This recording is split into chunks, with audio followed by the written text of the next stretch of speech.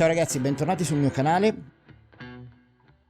Con questo video voglio aprire una nuova serie dedicata a contenuti realizzati in casa per la precisione nel mio corridoio. Infatti creerò una playlist dedicata che si chiamerà Aikido dal corridoio, dove faremo tutti gli esercizi sia di Bukiwaza che di Taijutsu girati nel corridoio qui di casa mia, per lavorare con spazi stretti, con altezze ridotte, in modo da andare a rispondere alle esigenze di chi non ha la fortuna di avere un cortile. Per ora è tutto, vi lascio il video, buona visione! Ciao, ho deciso di realizzare questo video per rispondere alle esigenze di chi non ha la possibilità di praticare in cortile. Fare un video dal corridoio è una scelta di coerenza verso ciò che ho detto qualche video fa, a proposito delle proposte tecniche che nascono in questo momento di Covid-19. Ritengo inoltre che sia un mezzo necessario per dare prova della realizzabilità della cosa, mettendomi in primo piano al lavoro con queste difficoltà. Ma in realtà non voglio fermarmi qui. Il valore di questi video è spingere i praticanti a pensare quanto sia necessario ridurre i movimenti con l'aumentare delle abilità. Infatti, con l'aumentare delle conoscenze, il Jo, in questo caso, dovrebbe essere sempre più parte integrante del corpo e muoversi in armonia con esso.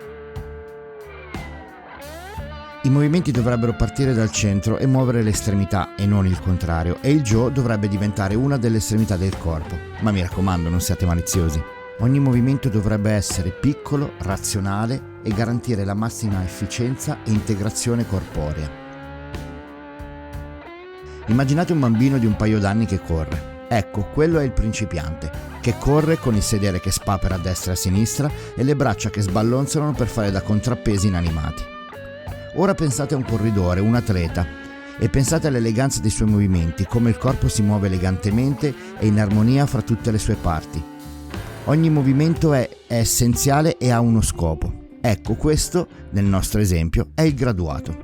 Sia il bambino che l'atleta muovono il corpo partendo dal centro, ma i due hanno efficacia ed efficienza completamente diverse. Per allenarci a chiudere i nostri movimenti, come vedremo nei prossimi video, dovremo ad esempio controllare la postura di mani, polsi, braccia, spalle, schiena e gambe. Questo per evitare di contrarre il corpo forzando delle posizioni innaturali che all'apparenza ci sembrano risolutive e invece sono solo dannose. Dovremo studiare la serie dei movimenti, interiorizzarla e farla diventare un vero e proprio automatismo. E ancora dovremo ripetere e ripetere molte volte. Ma di certo tutto questo non basta.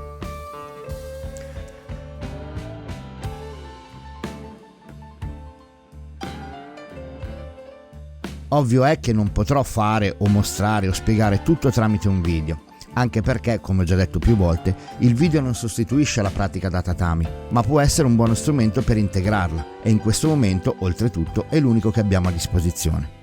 L'invito però è sempre quello di approfondire questa pratica attraverso un contatto diretto, che sia reale o virtuale, perché in questo modo potremo avere feedback sul lavoro svolto e correzioni in tempo reale e su misura.